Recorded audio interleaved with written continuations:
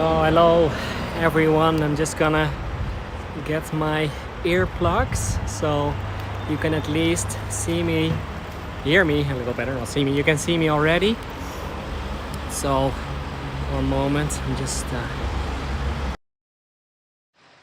so now you should hear me a little better because I'm using my earplugs, and that is a little easier. So welcome everyone in Amsterdam. My name is Stefan, and today guides in the Netherlands and in Belgium. Today I'm just in my hometown, where I've been living the last 16 years now, and that is the city of Amsterdam.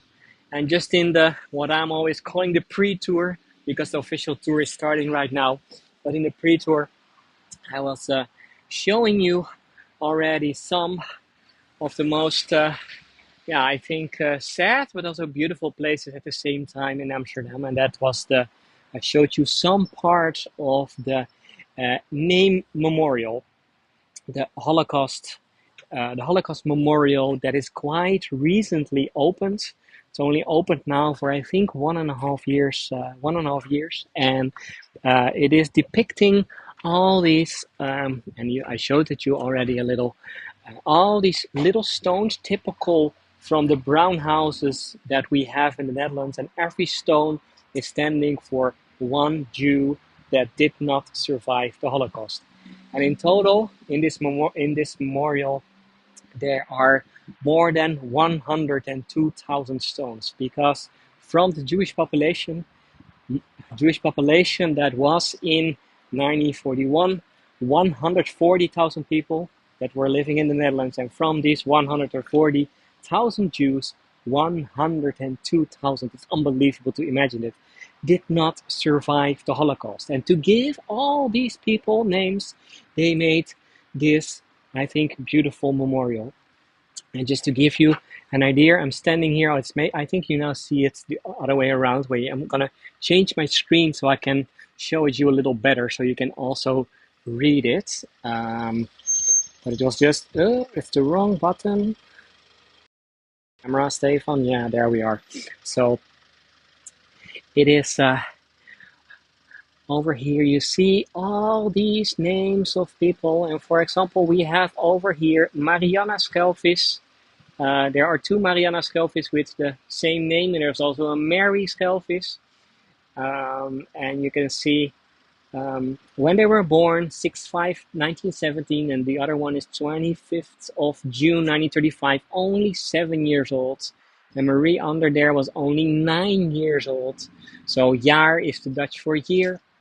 And yeah, it is completely made in alphabetical order, although the whole memorial has a shape.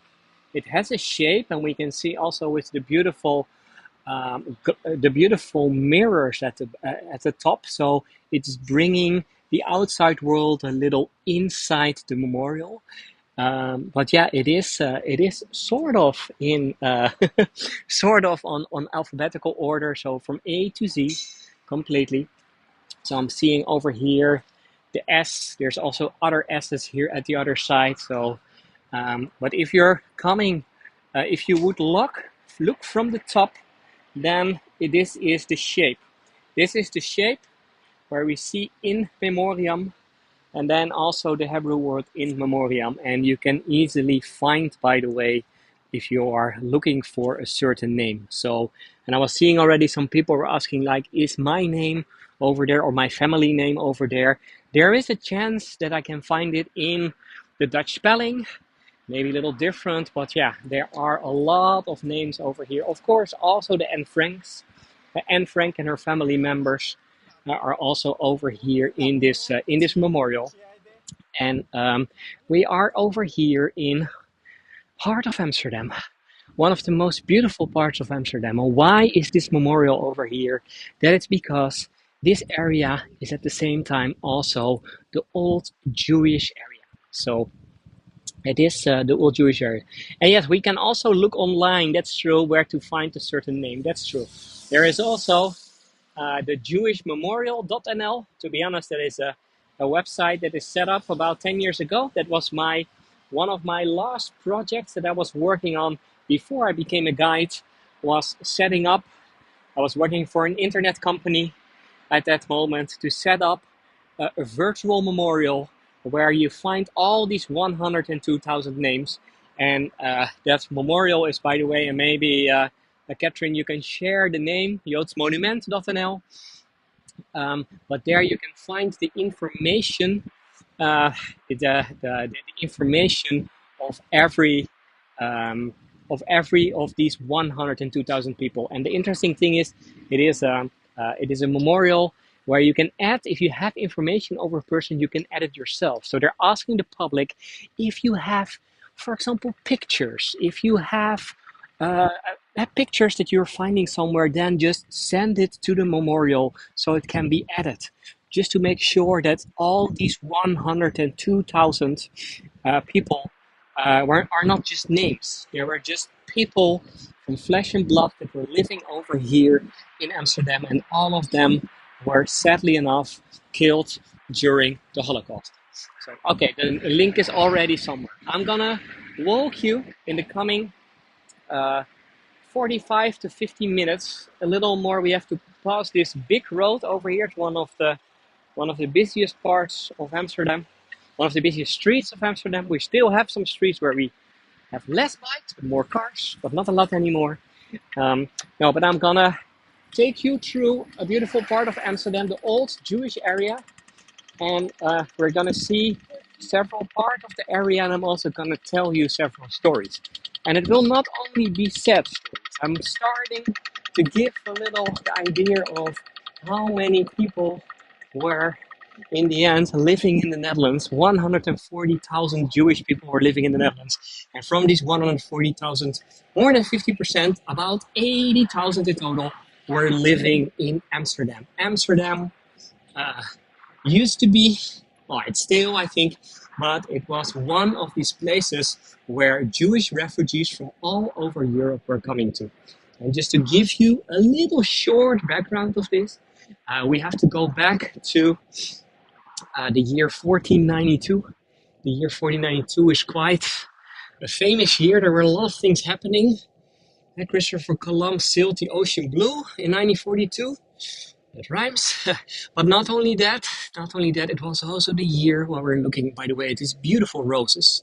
Look, it's time of the roses. I have to do some rose tours to some beautiful white roses here on the side.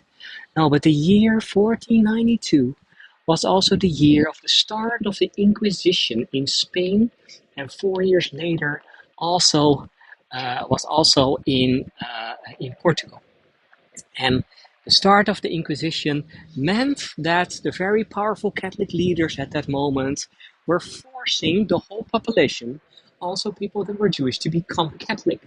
To become Catholic, and if they were not changing their religion, the only other option was to leave the country.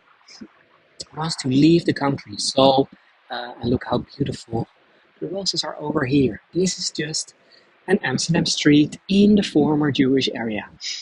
So a lot of Jews from Spain and Portugal were first coming to the Netherlands, coming to Amsterdam specifically because Amsterdam was a very, already in that time, I'm not talking about 500 years ago, imagine that, it was already a very liberal city. A really liberal city, and that is mainly related to the fact that we are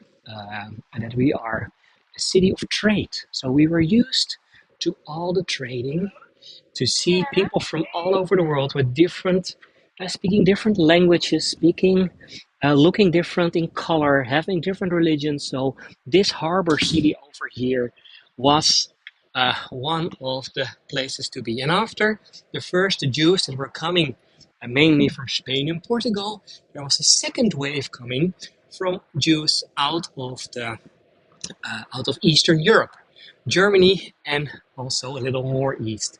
So um, they were coming over here because of the pogroms that were in Eastern Europe. Literally, the Jews were kicked out of their countries, with nothing, and they had to find a place. And the stories were going around that Amsterdam was a place where they could be themselves, where they could live for free, where they could even build synagogues. So more and more, and it's unbelievable how many roses there are over here.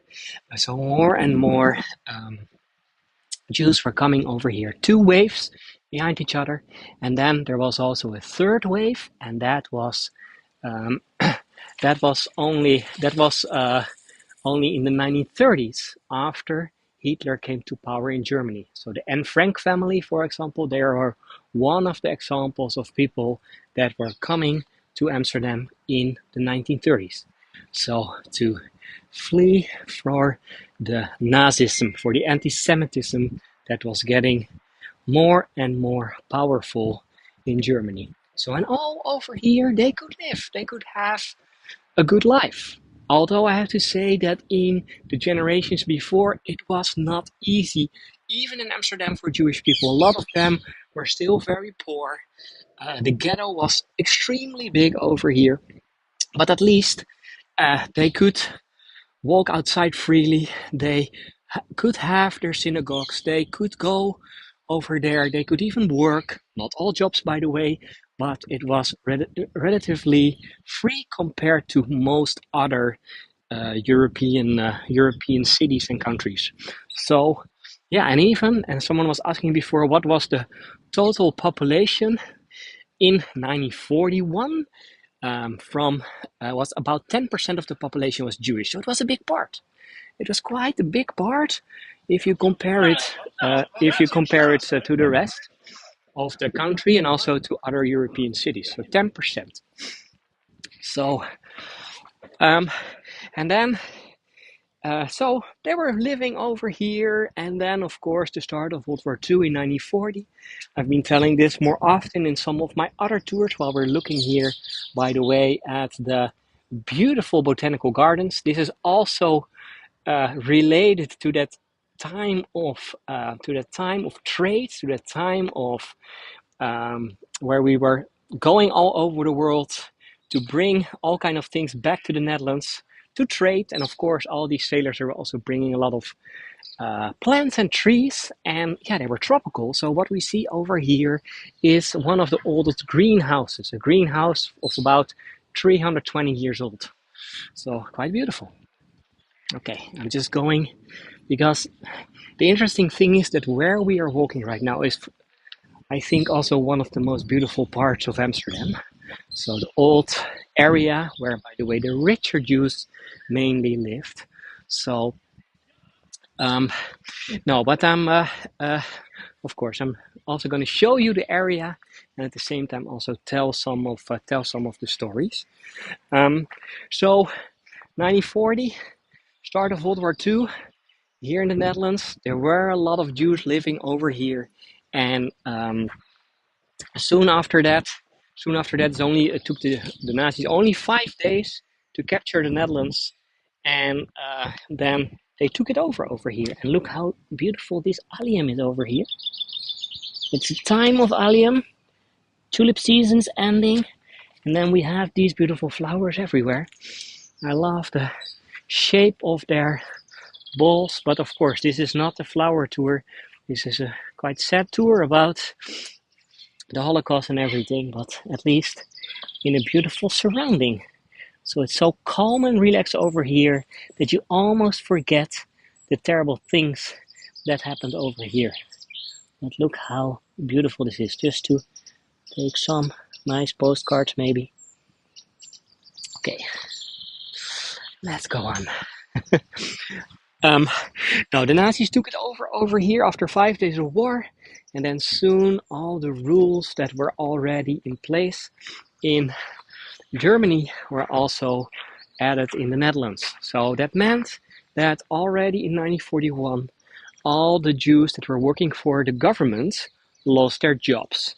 Then soon after that, there were also other rules that they were not allowed to use public transportation anymore. They were also not allowed to use their bicycles anymore. So all that kind of things just to make them an outgroup, to make them an outgroup. While we have a beautiful reflection over here, by the way, over one of the canals. You're still in the canal district of Amsterdam, and the Nieuwe Keizersgracht, by the way, where we see the houseboats at the other side, and it's quite green over here.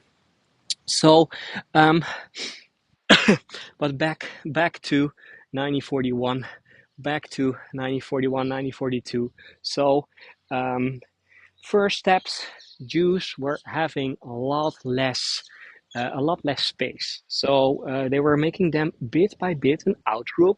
So you can imagine that a lot of the Jewish population over here really did not like that. So the first people were starting to flee. But the interesting thing is that the majority of the Jewish population was very poor. About, just to give you an idea, about 60% of the total Jewish population in 1940 still got help from the government because they could not pay their bills themselves completely. So the majority did not have the money to go somewhere else. That was only a small part with money and with the connections that were fleeing. And that was starting around 1941, 1940, 1941, and then soon after it was getting also a lot harder. Not only because the Nazis were not letting people out, but also because a lot of countries were not letting people in.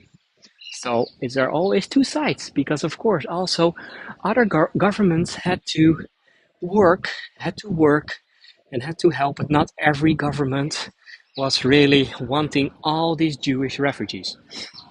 So I look at this in the meantime, like how beautiful. Sorry, I'm a little distracted sometimes by how beautiful and green these streets in this area are and how calm it is nowadays. So, and yes, Julie, sounds familiar. Sounds familiar how governments, even nowadays, always make it hard for people that are fleeing for their lives to come into their countries. Um, so the majority stayed over here, and then soon, so the end of 1941, what was starting to happen? End of 1941, start of 1942. To be precise, in January 1942, the Nazis were deciding, okay, it is time to get rid of the Jews. It's time for the Endlösung, the end of the Jewish population. And what that meant is that they were starting to make concentration camps, later also the death camps. And in several places in Europe, they were starting to deport Jewish people.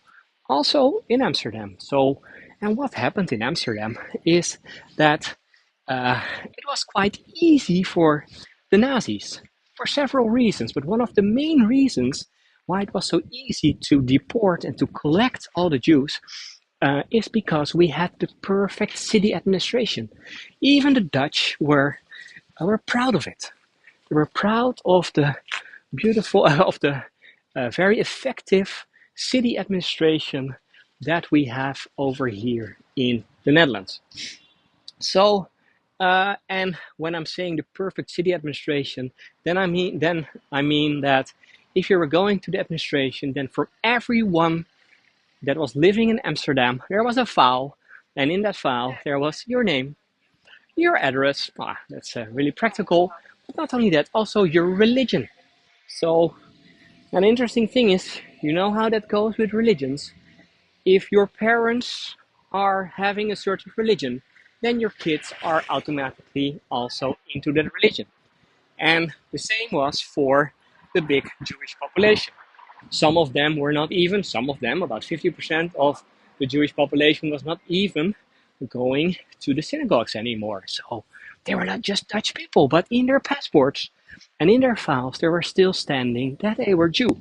So that was for the Nazis a reason to send them a letter. So they were sending letters to every Jew in Amsterdam and also in the rest of the Netherlands that they had to come to certain places in the city, and from there they would organize a transport. And then what were the Nazis saying?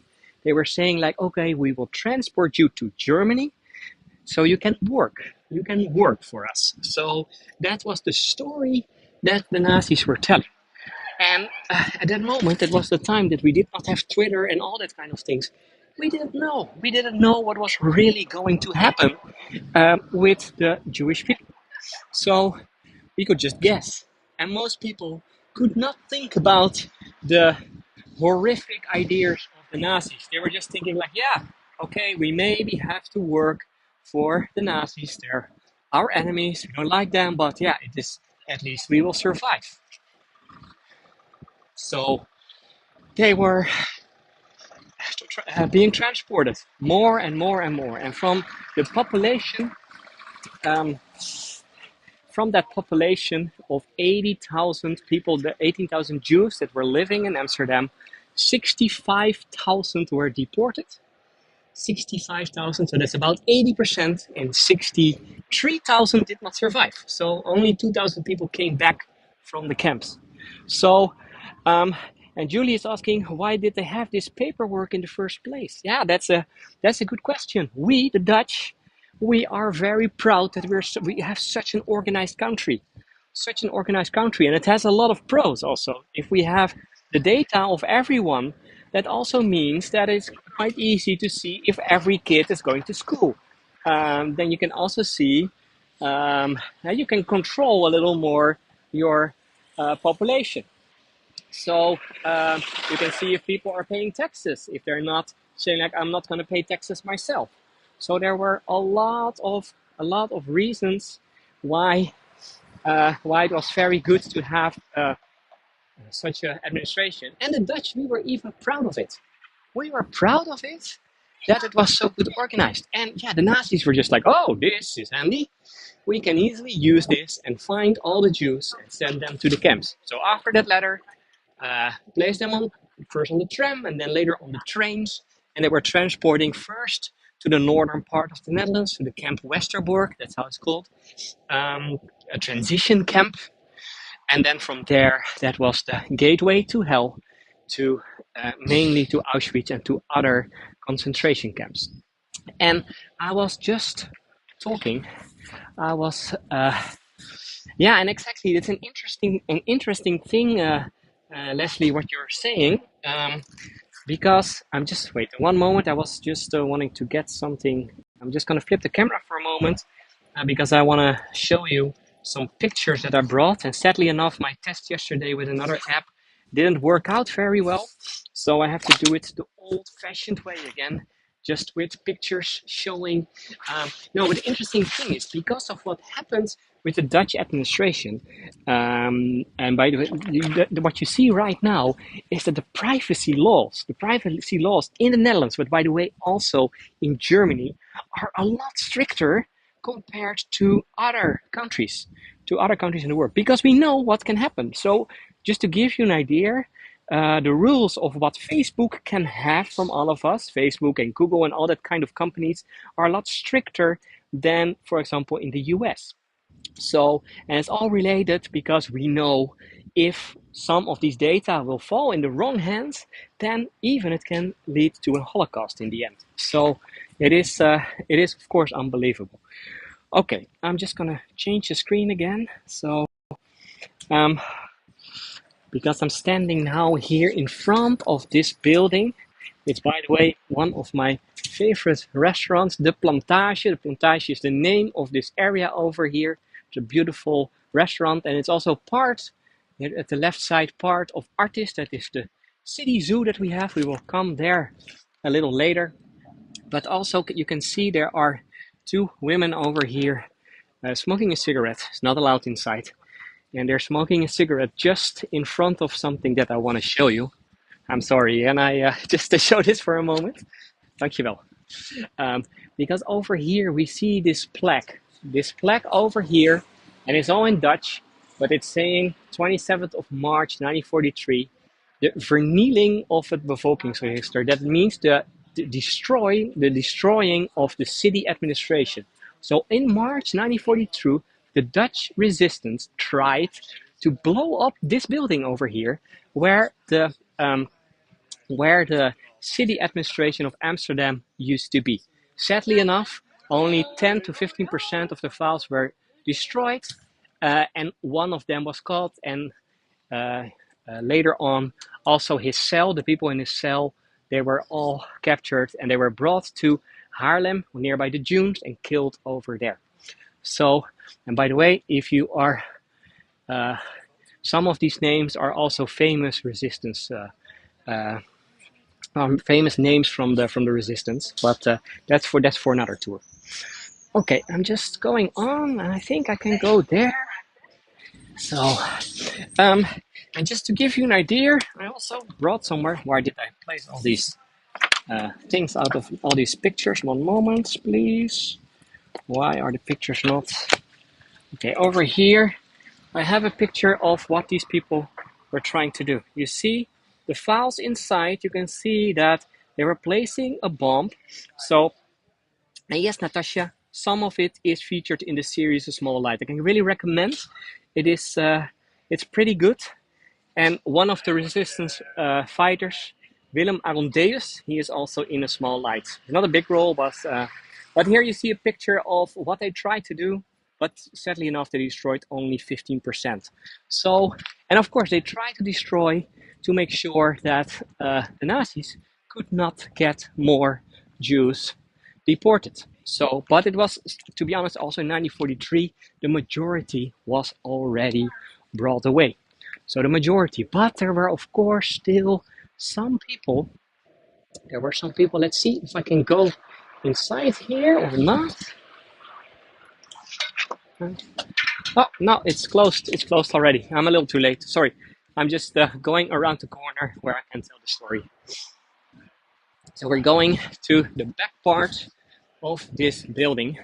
So, and aren't you saying the reasons why I don't have Facebook? Yeah, I can imagine that. And that's the interesting thing is that the Dutch and the Germans and also several other European countries are so strict with their data.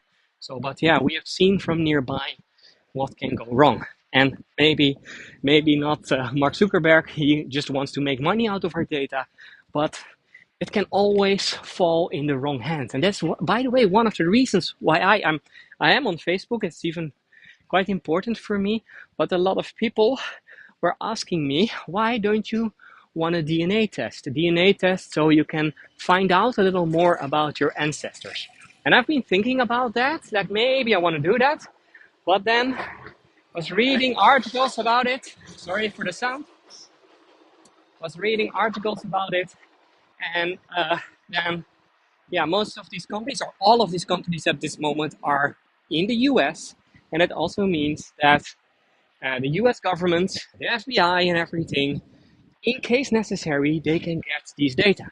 So that is for me a reason that I don't want to do that. I mean, it's not that I don't trust other governments, but you never know. You never know what can happen, and maybe not this year, maybe in 10 years from now. So that was for me a reason. And here, by the way, I am on one of my favorite hidden gems of Amsterdam.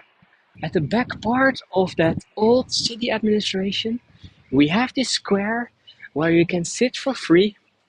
So you can just bring your own food and drinks. And what you can see then is a little part of the Zoo of Amsterdam. In the heart of Amsterdam, there is the city zoo, named Artis, one of the oldest zoos in Europe, by the way. And I was telling you before about all these traders that were coming in the 17th and 18th century with their boats from all over the world. And not only were they bringing plants and trees, they were also bringing all kind of animals from all over the world. Look how cute these duckies are over here. I don't know anything about what type, so don't ask me about that. No, but they were also coming over here with these traders. So already in the 17th century, we had a problem in Amsterdam that there were too many monkeys. Too many monkeys because traders and seamen, what they were doing is they were bringing monkeys with them. It's like, oh, that's cool to have in your house. But you can also imagine if you're coming back in Amsterdam, if you have a monkey in your house, after one day you're not so happy anymore. It's not like a cat or a dog.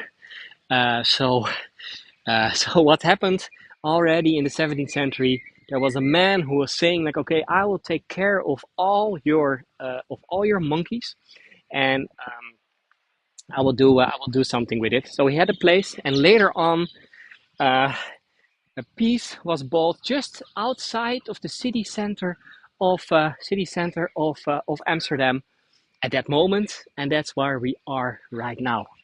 And look how beautiful over here. It feels a little like we are some alien again. And then the animals over there, they're not normally from the Netherlands. Some flamingos.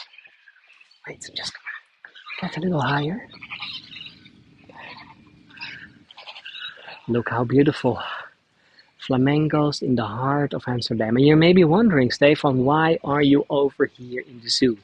Now, there's a very good reason. Because this tour is partly about the hundreds of Jews that survived the Holocaust. And that is why I am over here in this zoo. Because one of the main places where the resistance were hiding Jews was over here in the zoo. So it was a perfect place. And where this was coming from is from the director of the zoo. There was a director of the zoo, and he had a lot of Jewish friends. And his Jewish friends, they were getting these letters that they had to go to a certain place. And he said, like, okay, I can maybe help you. I have that zoo, and we have some cages. We have some cages that we can maybe use. We also have enough food in the zoo, so it is a good hiding place. So he started offering that to his friends, and of course that was going around in the resistance. So more and more people started to ask if they could have a hiding place. And over the years between 1942 and 1945, about 500, in total 500, 4 to 500, we don't know exactly, were hiding in the zoo. Not all of them the whole time. Some of them just for some weeks or some months, but it was one of these hiding places in Amsterdam. And just to give you an idea, I have over here a picture. This is a picture of 1942. So what we see over here is a big rock. And on the big rock, you can see, there we have them again, the monkeys. There are some monkeys on the big rock. And we see a lot of people standing around. I also see some soldiers, by the way. There were a lot of German soldiers going to the zoo. And why am I showing this? Is because this was one of the main hiding places. Under the rock, there were the cages of the animals. And what the zookeepers were saying, we can maybe use some of these cages for people. So under the rock, there were these cages where Jewish families were hiding. Jewish families, but also other people from resistance, for example. So that was a place to hide. But the interesting thing is that, and that was not the only place. I'm also going to show you another picture. So we have over here a picture of the place where you can find the wolves. This is the attic of the wolves. Under there are the wolves. And they were placed over there. You can see there was not a lot of place, so people had to lay all next to each other, men, women, kids, just to survive. But you have to imagine two things. One is, I'm just going to show you my face for a moment. One is that there were in the city of Amsterdam a lot and a lot of Nazi soldiers. So most of them were young men from 18, 19, maybe 20 years old. And of course, these young men, what do they want to do? They want to go out. They want to go out to bars, to cinemas, and that kind of things. But a lot of these places were closed. A lot of these places were closed. So one of the only things that they could do in their weekends was to go to the zoo. Sometimes with their girlfriends, sometimes they had a Dutch girlfriend coming here, or just with other friends, with other soldiers coming over here. So they were walking outside. And also, just to give you an idea, I have another picture over here from 1942 also. You see some German soldiers giving food or a hand, or I don't know exactly, to one of the monkeys. So walking around, and then at the same time, people were in these cages. But the zookeepers, what they were saying like, okay, we have to clean the cages of the animals because otherwise it's getting so dirty. And when are we doing that? That is during daytime. during daytime. So what they were asking from the people that were hiding inside the cages is to go outside, to walk inside the zoo, and to act as if there were normal visitors. Imagine you're staying here for a year, and every day you have to go into the zoo and act as if you are a normal visitor. Of course, you were not wearing your yellow star anymore, but still, you have to walk around while there were a lot of Nazi soldiers also walking around. So unbelievable, literally hiding in plain sight. That's what it is. And there is a story of a woman who was the whole uh, 4 years after the last 4 years of the war over here. She was always sitting over here, was fluent in German, and she was even making talks to the soldiers over there. But that was for her the way to survive. So in the end, about 400 to 500, we don't know exact, were hiding over here in the zoo and made it. Thanks to, of course, the director of this zoo, but not only him, also all these zookeepers that were helping them. And of course, I'm just going to change the screen again. Of course, the Nazis, they were suspicious. They were really suspicious because they knew, of course, that people were hiding over there. So several times they checked the cages, um, but they never found anyone. And there were several ways. One of the ways was that they were changing the location of the people that were hiding a lot. Two, most of the times they were checking it during daytime. Well, during daytime, of course, they were outside. But several times it almost happened while we see some of the animals trying to make new babies. Um, no, of course, it sometimes happened that there were people. And one of the stories, there is a beautiful, sadly enough, only this book is only in Dutch. It is written by one of the directors of Artis from 10, 15 years, I think 10 years ago. And he wrote down several of the stories of the things that happened over here. And one of the stories was about a zookeeper. One day, the zookeeper, he was nearby the cages and he knew that where people were hiding. And then some Nazis came to him and they were saying, okay, can you open the cage for me? We want to check if there's no one hiding. And of course, he knew that people were hiding. And he was thinking like, okay, if I'm going to give them the key, then of course they will find out and then I will be also arrested and most probably also sent to the camps as the Jewish people. So, but this man over here, he was very brave. He said like, okay, I can give you the keys. You can check out the cage. No problem for me. But I have to say one thing. If you go inside, be very careful because the animal inside over here has a disease. And this disease can be deadly. So I would not risk to come inside. But of course, it's up to you. If you really want to check it, then you can go inside. So, wow, unbelievable. And yes, I see a question about the zookeeper's wife. That is not Amsterdam, but there were other zoos in Europe.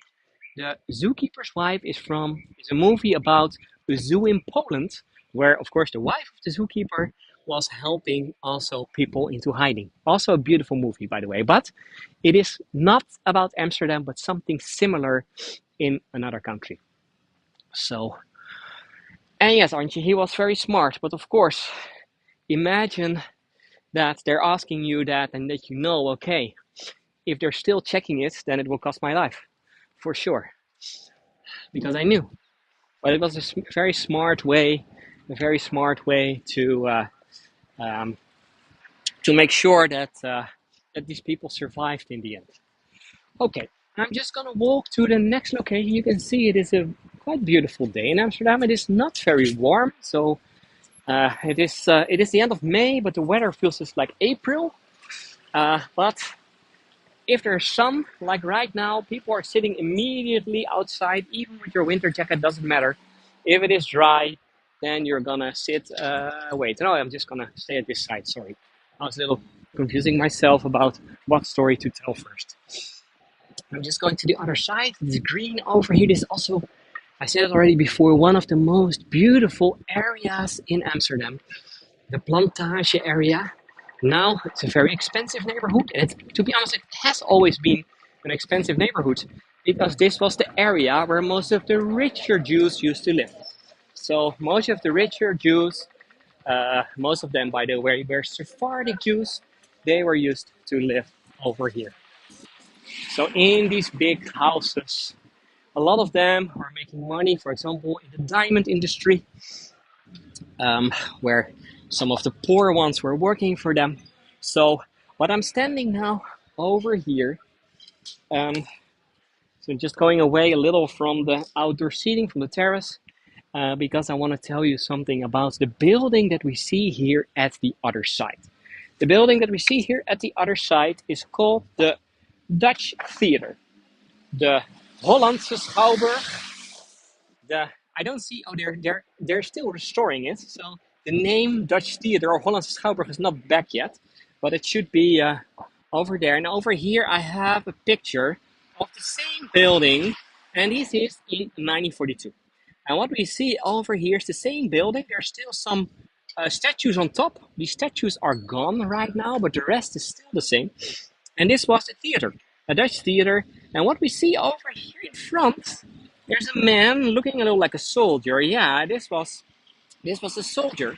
This was a German soldier that was protecting the place. And why he was protecting this place, that is because this was the area in Amsterdam where Jews were brought to before they were getting them on transportation to the camps. So in that letter that I was talking about before, where Jews had to work in Germany, like the letter also Margot Frank got from the Nazis, why they went into hiding. So the first step was to come to a certain location, and then they were brought to this building, this theater. And here, these Jews, or the Jewish families, had to wait until the next transport. And about every week, there was a train going from Amsterdam to the northern part of the Netherlands, to the transportation camp of Westerbork, and it was all coming from over here. So imagine in that time, it was a theater where they were living about or staying about 1,500 people at a time, sometimes even a little more than that. So it was very busy. So, and what the Nazis did, and that's, I'm just going to show you my face again for a moment, because otherwise you've now seen this. Come on. So I'm just going to show you my face again. No, what the Nazis did is, of course, they had these transportation plans. They had the plans to bring Jews away. And they were thinking, how can we make sure that as much Jews as possible, we have their addresses, but of course we don't like it if they are gonna resist so much. So what they did, they were doing it very smart. They were asking German Jews to help them, and what they were doing is, in return, these Jews were getting uh, a different treatment.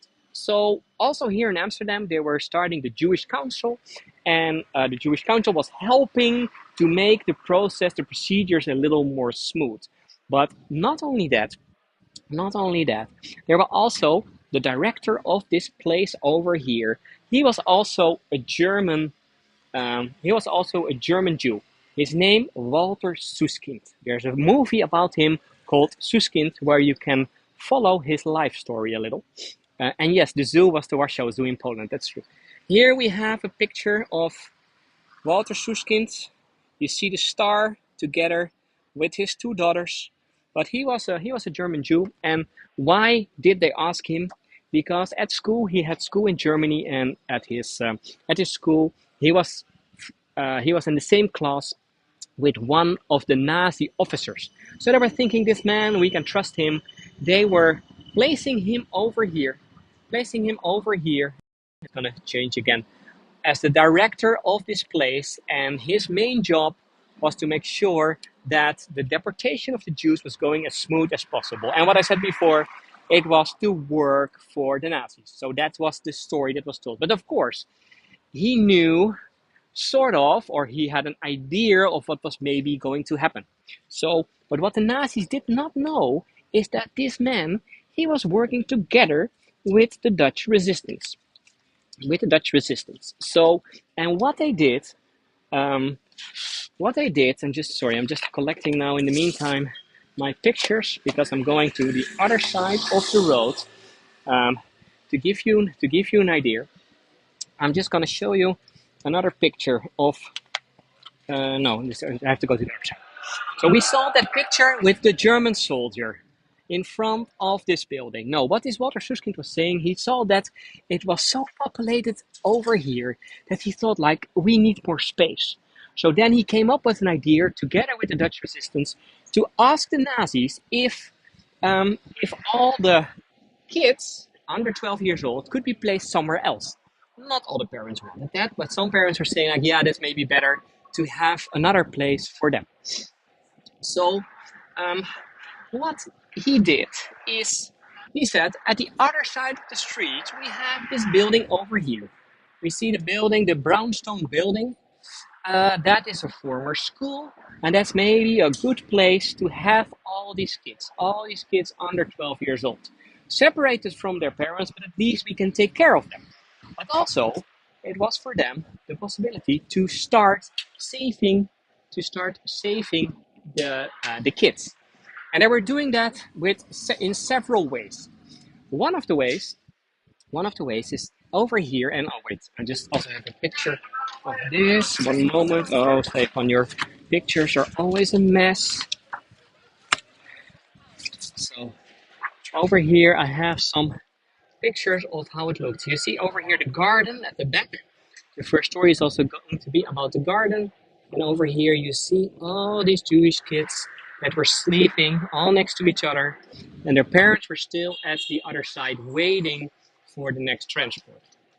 So what placing them over here, by placing them over here, there were several ways to um, to get to save the kids. And the first way how they were doing that was a very smart one. Because as you can maybe see, over here, I'm standing on the track of the tram. And even nowadays, there's still a tram. The number 9, is not there anymore because it was also the tram where there were the deportations, where they were used for the deportations. But what Walter Süskind was asking people from the resistance to wait over there at the corner. We see the terrace. We see the outdoor seating over there. Over there, wait. Just wait. And for what they had to wait? They had to wait for the next tram. So, and I can soon show you why that is. So wait over there until the next tram. And if the next tram is coming, then you have to start running next to the tram. We saw before that there was a soldier standing in front. He was protecting it, and he was also keeping an eye on the building at the other side. But what then happens? There is the tram. The tram is coming. You start running next to the tram. Okay, imagine the resistance fighters running. The tram is stopping. And I'm running a little for you over the street. The tram is stopping. And look where I'm standing right now. At the other side. I'm standing in front of the school. And at the other side, they cannot see me. So what happened is that the resistance fighters were coming over here, and then they had just maybe a minute, and then the nurses that were working over here, they were giving through the windows 1 or 2 and maybe sometimes 3 of the little kids, babies. They were placing them under their clothes, and then when the tram was going again, yeah, I now missed the tram, I'm too slow. You see, I wouldn't be a resistance fighter. Then they were running with the tram again to the end of the street to a safe place.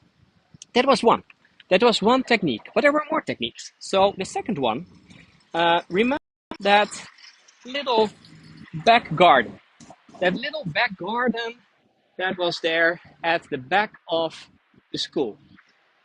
What the resistance fighters were doing, they were renting the place at the other side, of the school. But between the school and the other side, there was a big fence. There was a high fence. So what they were doing with the little kids, not with the babies, that was too risky, but with the little kids, some of them were thrown over the fence to the other side, and then at the other side there were people waiting for them to see to catch them, and then of course bringing them to a safe place. What you have to imagine with all of these stories, all of these kids, they were carefully selected.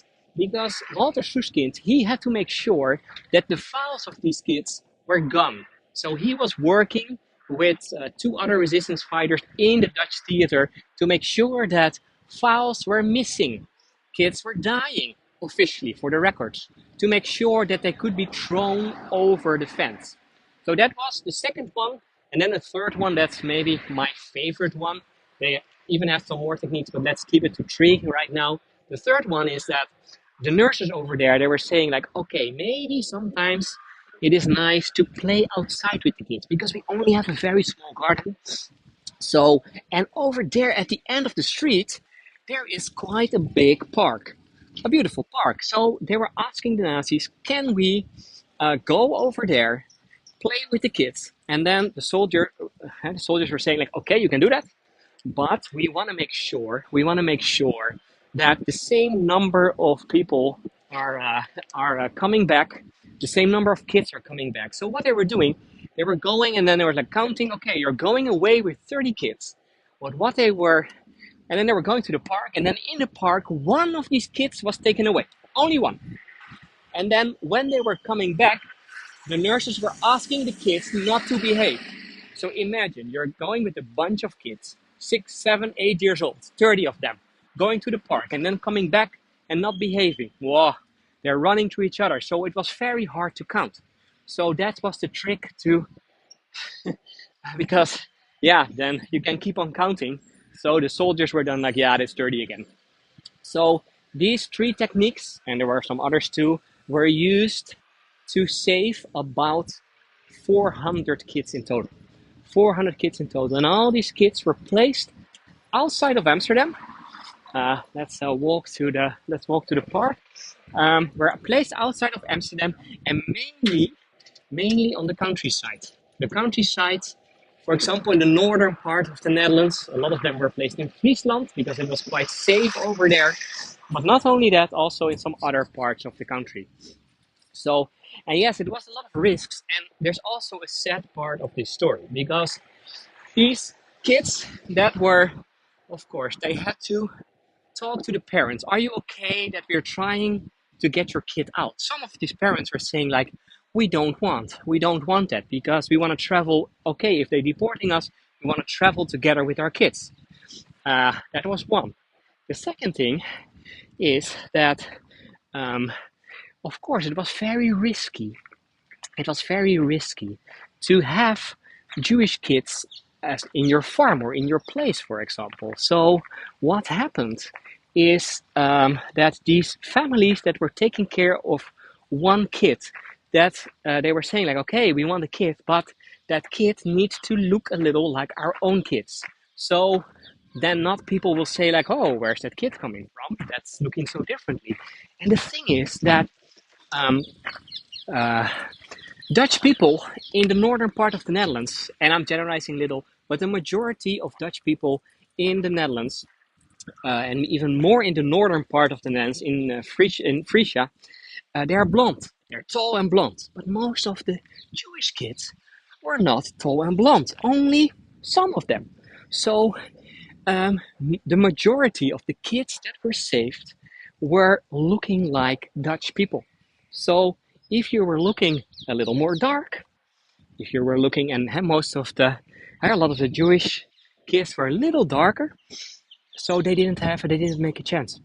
So it is very sad in a way but yeah, it was the only way, of course, for them. So they had to make a choice for only the kids that they could save.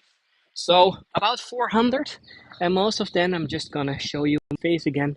About 400, and most of them survived, of course, and they also did not know because they were taken away at a very young age.